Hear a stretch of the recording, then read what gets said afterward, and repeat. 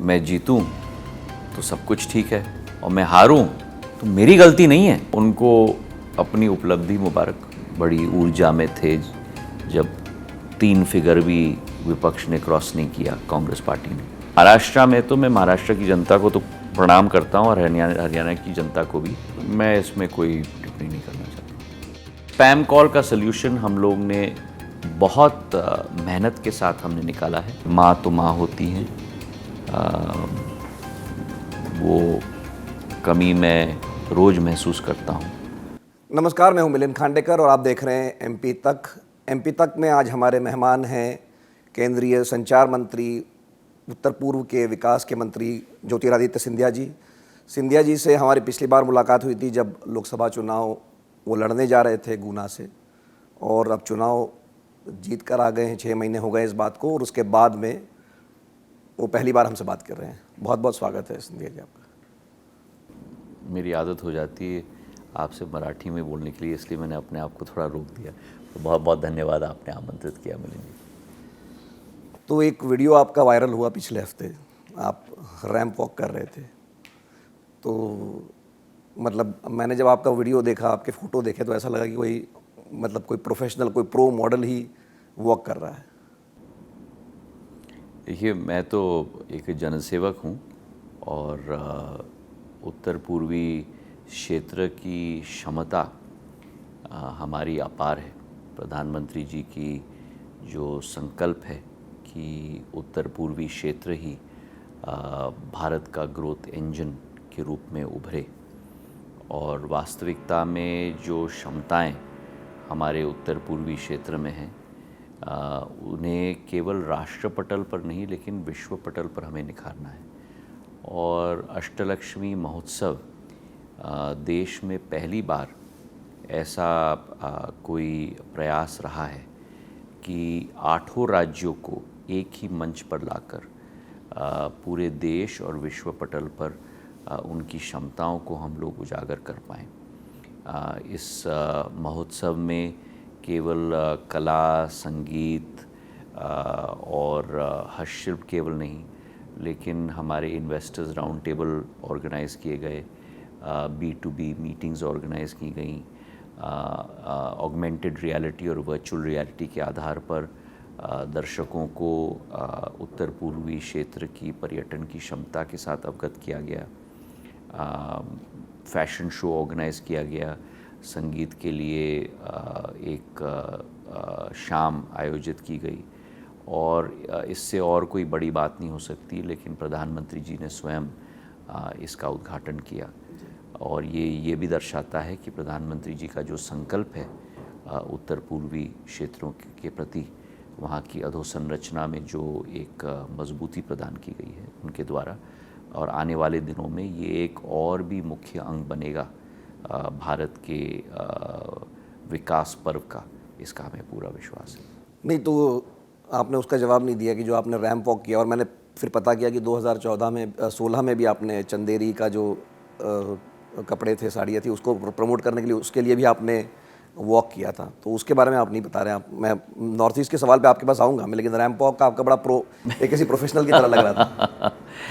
वहाँ मुझे निवेदन किया गया था, तो राज्य मंत्री और हम दोनों ने उत्तर पूर्वी क्षेत्र के वस्त्रों को पहनकर हम लोग ने ये किया था। पर जैसे आपने कहा, 2014 में चंदेरी के लिए भी जो मेरा गृह क्षेत्र है, मैंने वहाँ के कपड़ों का भी एक फ़ैशन शो ऑर्गेनाइज़ किया था, तो उस समय भी मैंने किया था। पर एक कोशिश है कि हमारे होम ग्रोन डिज़ाइनर्स, उन 8 राज्यों के डिज़ाइनर्स को ही राष्ट्र के स्तर पर हम लोग बढ़ा पाएँ, और उसी तारतम्य में एक अवसर हमें मिला। तो मैंने आपका एक लेख पढ़ा, आपने उसमें नागालैंड की मिर्ची का जिक्र किया था, कोई किंग मिर्ची। तो वो क्या कहानी, मैंने जब आपने इसके प्रमोट करने के लिए जो लेख लिखा था? नागालैंड की जो किंग चिली है वो अब राष्ट्र व्यापक नहीं है, अब वो विश्व व्यापक हो चुकी है। और मिलिंद जी, आज नहीं जब मैं उत्तर पूर्वी क्षेत्र का मंत्री हूँ, लेकिन जब मैं नागर विमानन मंत्री था, प्रधानमंत्री जी के नेतृत्व में हमने एक योजना शुरू की थी कृषि उड़ान, और उस कृषि उड़ान योजना के अंतर्गत हम लोग क्षेत्रीय हस्तशिल्प हो या हॉर्टिकल्चर हो या एग्रीकल्चर हो, उससे हम लोग बढ़ोतरी देते थे, और एक सब्सिडी के तहत वो राष्ट्रीय और अंतर्राष्ट्रीय जगत पे हम लोग पहुंचाते थे। और उसमें भी नागालैंड की किंगचिली सिंगापुर पहुंच गई थी और दुबई पहुंच चुकी थी। तो त्रिपुरा का आप क्वीन पाइनएप्पल देखो, वो क्वीन पाइनएप्पल उस कृषि उड़ान योजना के तहत जर्मनी पहुंच गई थी। तो हमारे अरुणाचल के ऑर्किड्स, पूरे विश्व में हमारे 1500 वैरायटी हैं ऑर्किड्स के, और 650 अरुणाचल के हैं, वो भी विश्व में आज पहुंच चुके हैं। तो एक तरीके से उत्तर पूर्वी क्षेत्र में जो क्षमता है विश्व व्यापक है, और उन्हें हमें आगे बढ़ाना होगा, और ये किंगचिली उसी एक तारतम्य में एक अंग है। एक और, जैसे मैंने कहा कि वीडियो वायरल हुआ, एक फ़ोटो वायरल हुई आपकी संसद में राहुल गांधी जी और मल्लिकार्जुन खड़गे जी के साथ में, तो क्या बात हुई उस फोटो के बारे में? मतलब आपकी कोई बातचीत हुई या सिर्फ वो फोटो ही मतलब? हाँ, नहीं, हम लोग उस दिन संविधान दिवस के बाद हम लोग सभी कार्यक्रम में उपस्थित थे। तो कार्यक्रम समाप्त होने के बाद हम लोग निकल रहे थे, और भीड़ भाड़ में हम लोग सब साथ में निकल रहे थे। नहीं तो कोई बातचीत नहीं हुई आपकी? नहीं, कोई बातचीत नहीं। पर मेरे ख्याल से जब से आपने कांग्रेस पार्टी छोड़ी है, उसके बाद में पहली बार ऐसी कोई फ़ोटो पब्लिकली कम से कम देखने मिली हमें। मतलब सब संसद में हम लोग सब सांसद हैं, एक साथ हम लोग निकल रहे हैं। हम तो चाहे संसद में जिस भी पार्टी का व्यक्ति हो, सबसे हम लोग मिलते हैं। तो मैं आपको पीछे ले जाता हूँ। लोकसभा चुनाव में आपकी भारी जीत हुई इस बार, लेकिन भारतीय जनता पार्टी को इस बार पूर्ण बहुमत नहीं मिला। तो एक तरफ तो नारा था कि 400 के पार हो जाएंगे, और अब 272 के भी पार नहीं हो पाए। तो ये इस मैंडेट को आप कैसे देखते हैं? देखिए, मैं स्पष्ट रूप से कहना चाहता हूँ कि अगर इतिहास के पन्ने हम पलटें और 70 वर्ष 75 वर्ष भारत की आज़ादी के इतिहास में, ये देश में पहली बार हुआ है कि किसी भी प्रधानमंत्री को इस राजनीतिक प्रतिस्पर्धा के वातावरण में पहली बार किसी भी प्रधानमंत्री को तीसरी बार प्रधानमंत्री के रूप में देश की जनता ने चुना है। एक बार पहले भी ये हुआ था, पर उस समय में आज़ादी से हम नए निकले थे और विपक्ष का कोई नामो निशानी नहीं था। तो आप समझ लीजिए कि वन पार्टी रूल ही थी। पर ये पहली बार इन 75 वर्षों में प्रधानमंत्री जी को एक स्पष्ट बहुमत, एनडीए की सरकार को एक स्पष्ट बहुमत मिला है इस चुनाव के अंतर्गत। और ये एक प्री पोल अलायंस था, पोस्ट पोल अलायंस नहीं। पहली बात।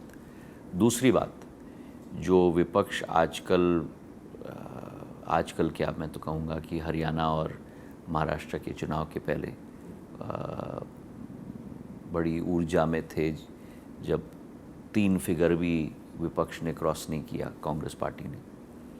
अगर आप मिलिंद जी कांग्रेस पार्टी के पिछले 3 चुनाव के आंकड़े ले लें, 2014, 2019 और 2024, और आप उन तीनों आंकड़ों को संयुक्त रूप से एक चुनाव का आंकड़ा ले लें, तब भी कांग्रेस पार्टी ने 240 पार नहीं किया। और तीसरी बात मैं आपको कहना चाहता हूँ कि जहाँ भी आप देखेंगे कि कांग्रेस और बीजेपी स्ट्रेट फाइट में रही है, डायरेक्ट फाइट में, उदाहरण के तौर मध्य प्रदेश में, राजस्थान में, छत्तीसगढ़ में, गुजरात में, वहाँ कांग्रेस का हिट रेशियो 25% भी नहीं है। तो देश की जनता ने स्पष्ट संदेश भेज दिया।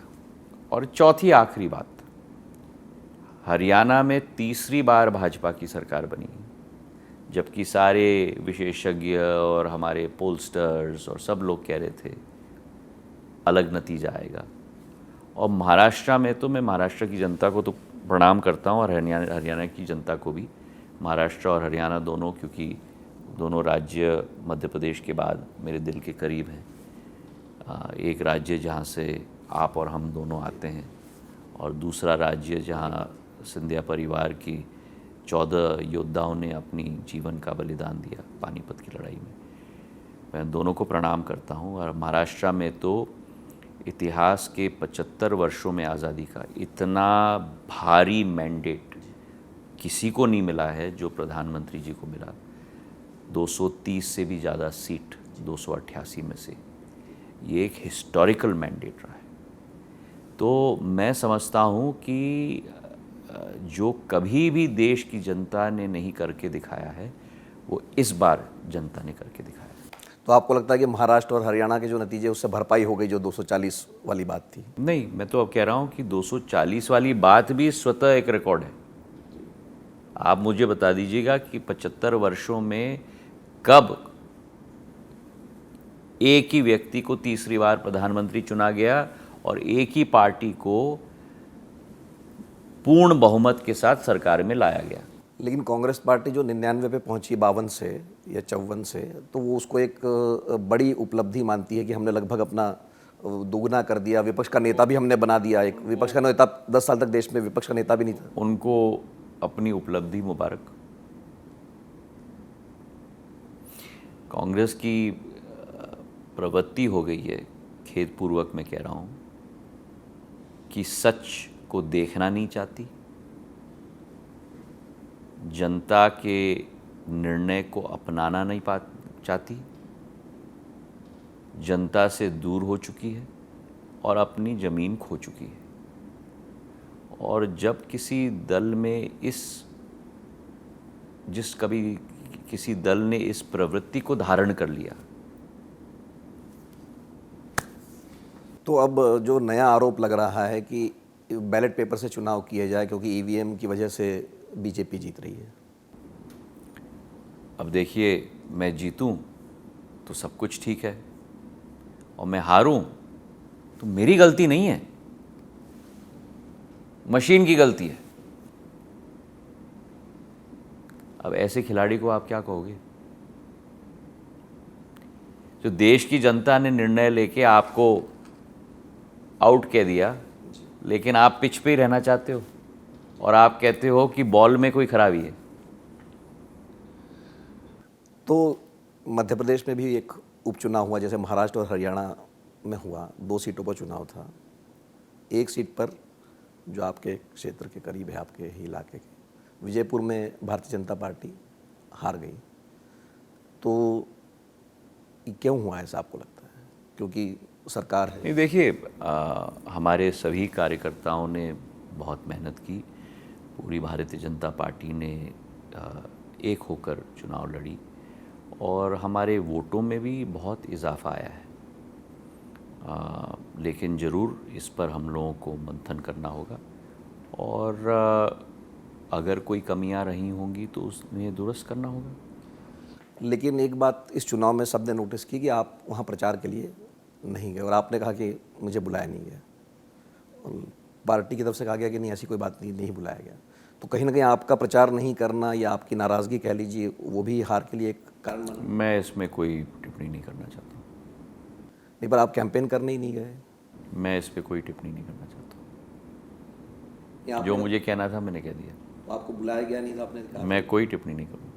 मतलब विजयपुर का नतीजा एक तरह से अप्रत्याशित इसलिए भी था क्योंकि मान के चला जा रहा था कि भारतीय जनता पार्टी वो चुनाव जीत लेगी। जैसे शिवराज जी की जो सीट थी बुधनी वाली, वो सीट ली। तो खैर आप उस पर टिप्पणी नहीं करना चाहते। मैं अगला सवाल की जो मोहन यादव की सरकार है, जो कि 1 साल हो गया उसको भी, और वो भी एक अप्रत्याशित मैंडेट था, जैसे आपने महाराष्ट्र का जिक्र किया। तो साल भर का जो कामकाज है उसको आप अगर 10 में से नंबर देना हो मोहन यादव जी की सरकार को, तो कितना आप नंबर? मैं तो 10 में से 10 दूंगा और इसलिए दूंगा क्योंकि जिस दिन से प्रभार मुख्यमंत्री मोहन यादव जी ने संभाला है, दिन और रात और दिन वे लगे रहें। हर योजना की समीक्षा, जनता के समक्ष जाना, मध्य प्रदेश में कैसे और हम अच्छा कर सकते हैं, क्या विकास और प्रगति ला सकते हैं। और इसका एक उदाहरण मैं आपको दूंगा कि जो रीजनल इंडस्ट्री कॉन्क्लेव्स पूरे प्रदेश के 8 या 9 केंद्रों में उन्होंने आयोजित किया है, और हर एक केंद्र में अलग अलग उद्योगपतियों को, और केवल उद्योगपति नहीं लेकिन एमएसएमई को भी, लघु और मध्यम उद्योग को भी, एंटरप्रेन्योर्स को भी आमंत्रित किया है। और उदाहरण मैं आपको दे रहा हूँ ग्वालियर के रीजनल इंडस्ट्री कॉन्क्लेव का, कि इंडस्ट्री कॉन्क्लेव के पहले 2 राउंड्स स्थानीय व्यापारी और उद्यमी के साथ उन्होंने की, हमारे साथ वर्चुअली, ताकि तैयारी की जाए मेहमान आने के पहले, बाहर के उद्योगपति आने के पहले। और एक बहुत सफल प्रयास इसमें रहा है, जहां बहुत सारे MOUs और लेटर ऑफ इंटेंट्स हस्ताक्षर हुए हैं। इसी के साथ विदेश की यात्रा भी उन्होंने की है। तो मध्य प्रदेश को औद्योगिकरण के नक्शे पर उभारने की संपूर्ण कोशिश उनकी रही, और इस संदर्भ में ग्वालियर चंबल संभाग के लिए मैंने उनके साथ बड़ी करीबी से कार्य किया है, और तीव्रता से स्वीकृति दिलवाना, अप्रूवल्स दिलवाना, जल्दी निवेशकों के लिए राह सही कराना उनकी प्राथमिकता रही है। इसी के साथ दूसरे क्षेत्रों में मध्य प्रदेश में अनेक यूनिवर्सिटीज़, मेरे गृह क्षेत्र में ही हमारे वीर टाटिया टोपे यूनिवर्सिटी की शुरुआत हुई है। हमारे मेडिकल कॉलेजेस, अस्पतालों की अधोसंरचना, उनमें वृद्धि, हमारे सिंचाई की योजनाएं, केन बेतवा तो चल ही रहा है, पर पार्वती लिंक योजना, जिसमें हमारा ग्वालियर चंबल संभाग भी महत्वपूर्ण भाग आता है, जो राजस्थान के साथ उन्होंने पैरवी की। तो हर एक क्षेत्र में उनकी कोशिश रही है, और जितना परिश्रम और मेहनत कर रहे हैं, मैं मानता हूँ कि इसका फल मध्य प्रदेश के 9.5 करोड़ जनता को जरूर मिलेगा। तो गुना को लेकर आपके क्या प्लान्स हैं? क्योंकि जैसे मैंने पिछले हफ्ते पढ़ा कि आपने नवोदय विद्यालय अभी कोई सैंक्शन हुआ है, तो कोई बड़े केंद्रीय विद्यालय जो हुआ है, तो इस तरह के गुना संसदीय क्षेत्र के लिए अशोकनगर, शिवपुरी, गुना के लिए संपूर्ण नक्शा मिलिंद जी मैंने बनाया, जो मेरी आदत है। अगर हम औद्योगिकरण के क्षेत्र में देखें तो डिफेंस का यूनिट अडानीज के द्वारा शिवपुरी में हम लगाने जा रहे हैं, वो करीब 2,500 करोड़ रुपए का निवेश होगा, जहां प्रोपेलेंट की मैन्युफैक्चरिंग होगी। वहीं एक मेरी क्षेत्र में मेरी 2,000 बहनें हैं जो बहुत सुंदर और ज़बरदस्त क्षमता के आधार पर जैकेट्स बनाती हैं। तो उनके लिए एक CSR इनिशिएटिव, उनके आधुनिकरण के लिए और मार्केटिंग और प्रोसेसिंग के लिए हम लोग वहाँ लगाने जा रहे हैं। गुना में एक सीमेंट प्रोसेसिंग प्लांट 1,500 करोड़ का अडानी समूह के द्वारा लगाया जा रहा है। अशोकनगर में, जैसे आपने कहा, अभी केंद्र विद्यालय, सिंचाई की योजना मेरे पूज्य पिताजी के नामांकन पर श्रीमंत माधवराव सिंधिया बृहद सिंचाई परियोजना, जो पूरे विजयपुर से शुरू होगा और वहाँ से मुरैना होते हुए, मुरैना से पोहरी होते हुए, भितरवार ग्वालियर होते हुए, कोलारस होते हुए, बमोरी होते हुए राजगढ़ तक जाएगा। करीब 6,500 करोड़ रुपए की सिंचाई योजना है, जहाँ लाखों हेक्टेयर ज़मीन सिंचित होगी। उसी के साथ शहरी क्षेत्र के विकास के लिए पानी की योजना, मेरी विचारधारा है कि 2050 की पानी की क्षमता शिवपुरी और गुना और अशोकनगर के हमारे सभी शहरों में हमें मिलनी चाहिए। उस पर प्रयास भी सफल हो गए हैं। शिवपुरी के लिए करीब 25 MCM हमने आवंटित कर दिया है। अशोकनगर, पिपरई, मुंगावली, चंदेरी, इन सभी शहरों के लिए हमने आवंटित कर दिया है। सुअर लाइन की योजना मैं चलवा रहा हूँ, नए हमारे सड़कों की योजना गडकरी के साहब के साथ, आपको याद भी होगा मैंने मीटिंग भी की थी, उस पर कार्य हो रहा है।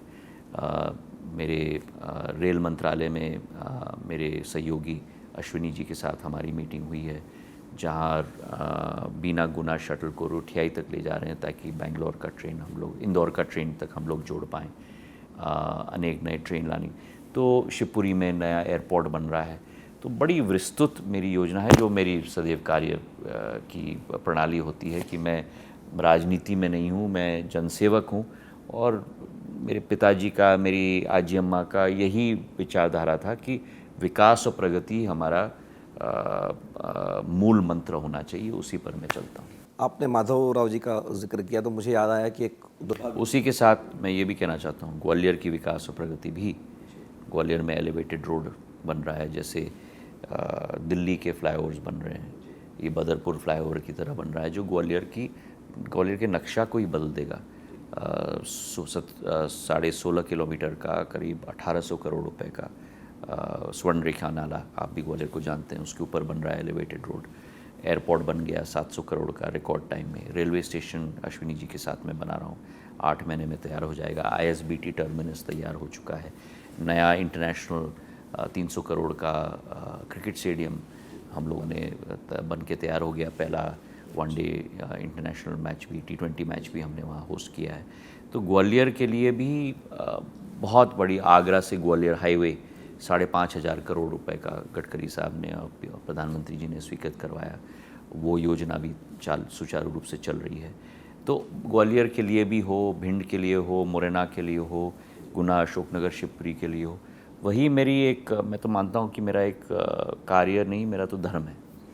नहीं, तो मैं माधवराव जी का उल्लेख इसलिए कर रहा था, एक दुर्भाग्यपूर्ण तस्वीर आई कि उनकी मूर्ति को जिस तरह से हटाया गया, तो वो देखकर सभी को दुख हुआ एक तरह से। तो उसके बाद में उसको ठीक करने की भी कोशिश की गई। मैं नहीं मानता कि वो किसी ने कोई गलत भावना से कुछ कार्य किया था। कभी कभी गलतियां हो जाती हैं और हटाना था तो हटाने की कोशिश की, पर मैं नहीं मानता कि इसके पीछे कोई षड्यंत्र था या किसी को नीचे दिखाने की कोशिश थी। तो आपका जो ये दूसरा मतलब करंट मंत्रालय जो टेलीकॉम मंत्रालय है, उसकी भी काफ़ी चर्चा इस तरह से है कि जो सैटेलाइट स्पेक्ट्रम को लेकर कि उसको आप नीलामी नहीं करेंगे और सीधे अलॉटमेंट करेंगे। तो इसको लेकर भी विरोध हो रहा है कि भाई जब जो टेलीकॉम सर्विस प्रोवाइडर जो देश के हैं उनको तो नीलामी करके ख़रीदना पड़ता है और सैटेलाइट वाले को आप बिना नीलामी के दे रहे हैं। मिलिंद जी, ये समझाना बहुत ज़रूरी है कि टेरेस्ट्रियल स्पेक्ट्रम जो मोबाइल नेटवर्क्स इस्तेमाल करते हैं वो अलग तरीके का स्पेक्ट्रम है और सैटेलाइट स्पेक्ट्रम अलग तरीका का स्पेक्ट्रम है। अब प्रश्न आप पूछेंगे मुझे कि कैसे? ऐसे है कि जो मोबाइल स्पेक्ट्रम है वो आप मिलिंद जी को एलोकेट कर सकते हैं कि ये मिलिंद जी का है और किसी का नहीं है, केवल मिलिंद जी का है।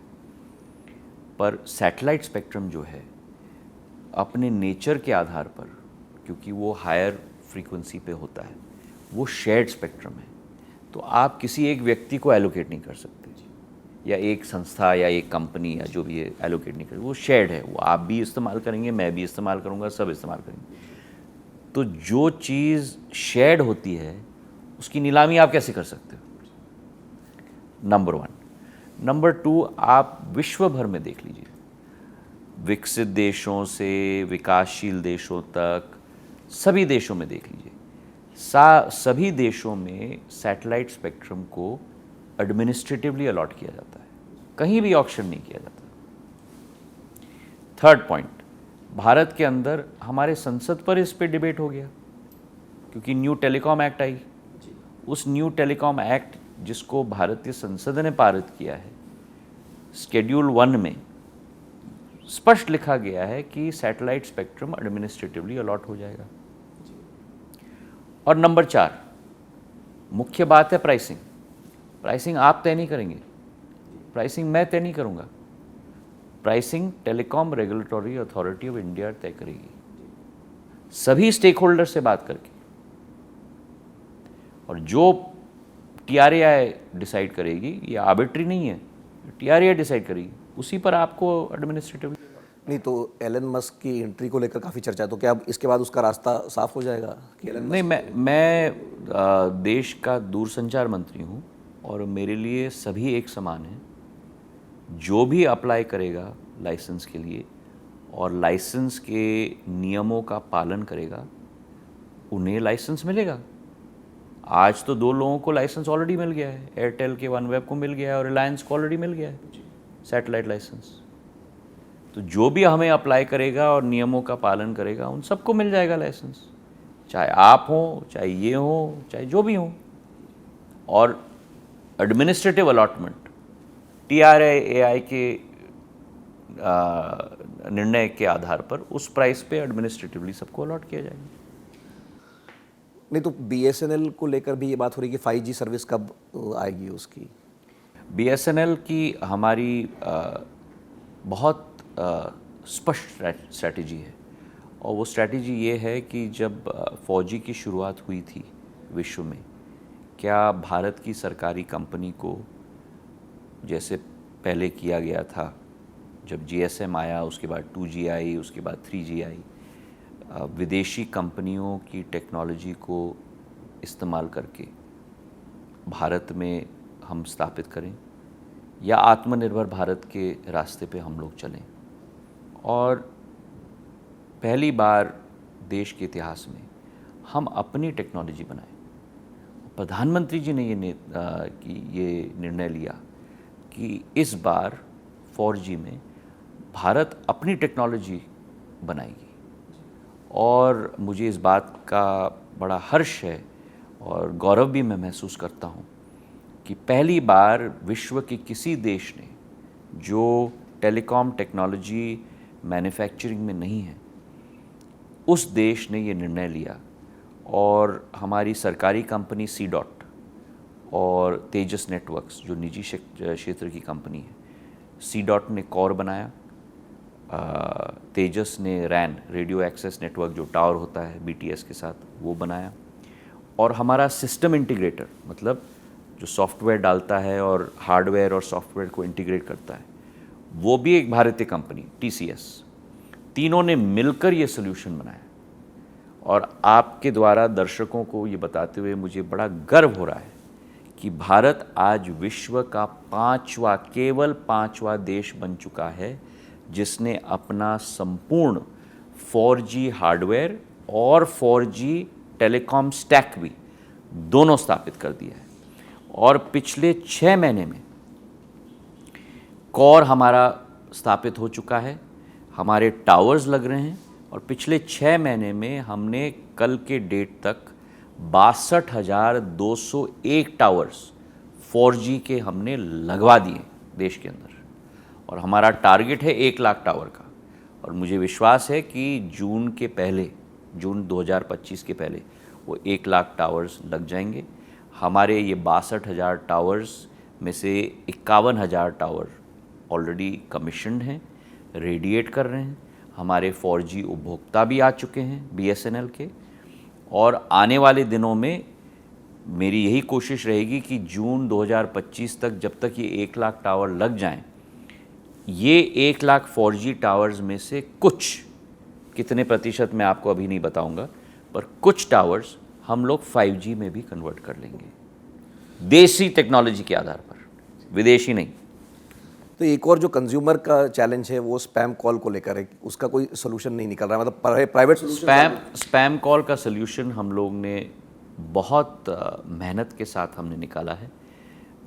हमारा कायोर सॉफ्टवेयर है, कॉलिंग आइडेंटिफिकेशन सॉफ्टवेयर, जिसके आधार पर हम लोग ने करीब 3.25 लाख स्टोलन मोबाइल फ़ोन्स को हमने डिस्कनेक्ट किया है। हमने करीब 1,14,000 हेडर्स जो फ्रॉड के आधार पर बनाए हैं उनको हमने ब्लैकलिस्ट किए हैं। और हमारा एक नया सॉफ्टवेयर हमने स्थापित किया है। आपके फ़ोन पे कई बार +91 के आधार पर कॉल्स आते हैं, पर वो विदेश से आ रहे हैं, तो एक नया सॉफ्टवेयर हम लोग ने स्थापित किया है जिसके आधार पर करीब 1,35,000 कॉल्स पर डे हमने ब्लॉक किए हैं, जो स्पैम कॉल्स आती हैं।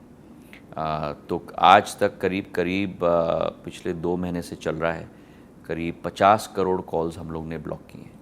और अब आपके फ़ोन पे कई सॉफ्टवेयर भी आती हैं जो आपको बताता है कि अगर इस नंबर से आ रहा है, ऊपर आएगा सस्पेक्टेड। जी आने लग गया फ़ोन उस तरह से।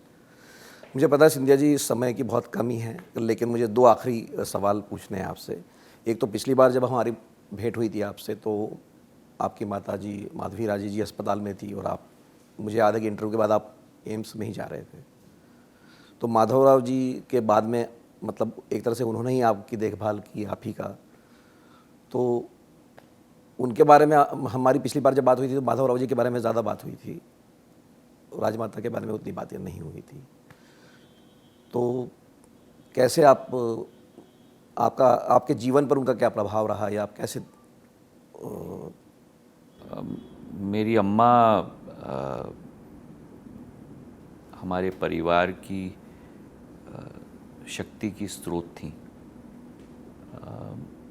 मेरे पूज्य पिताजी के लिए एक, जैसे आप कहते हैं ना मिलन जी, कि हर एक नाव को भी एक एंकर की ज़रूरत होती है। तो हमारे परिवार में मेरी माँ वो एंकर थी, केवल हम बच्चों के लिए, मेरी बहन और मेरे लिए नहीं, पर मेरे पूज्य पिताजी के लिए भी। और गैर राजनीतिक थी पर बड़ी स्पष्टवादी थी, और कई प्रश्नों में, कई विचारधाराओं में उनकी सोच बड़ी साफ और क्लियर होती थी। और मेरे पूज्य पिताजी ने भी अपने जीवन के कई बड़े निर्णय उनकी इस स्पष्ट सोच के आधार पर लिए, और मैंने भी अपने जीवन के कई बड़े निर्णय उनके स्पष्ट सोच के आधार पर लिए। और माँ तो माँ होती हैं, वो कमी मैं रोज़ महसूस करता हूँ। और जब मैं प्रवास पे होता था तब छोटी सी बात है पर बहुत बड़ी भी बात है, वो कभी सोती नहीं थी जब तक मैं घर वापस नहीं आता था।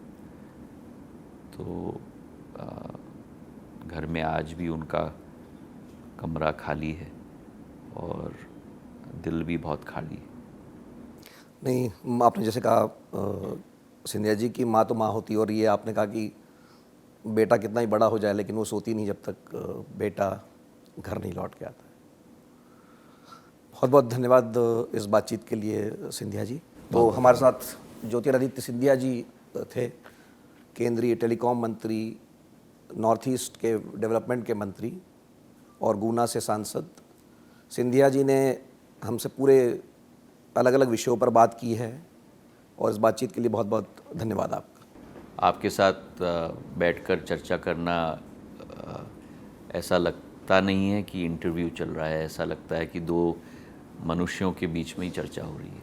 ये मेरा सौभाग्य है कि आपको, और आप भी इतने सहज होकर बात करते हैं कि ऐसा लगता नहीं है कि मैं किसी इतने बड़े केंद्रीय मंत्री का मैं इंटरव्यू कर रहा हूँ, या आप जो कहते हैं कि मैं आपके लिए कभी भी कोई ना केंद्र मंत्री हूँ ना नेता हूँ। मैं आपके लिए, नहीं, आप समझ लीजिए कि आपका परिवार का ही हूँ, क्योंकि आप और हम अंत में उसी राज्य से आते हैं। तो वही मेरी मन में भावना पड़ जाती है आपके प्रति। बहुत बहुत धन्यवाद सिंधिया जी।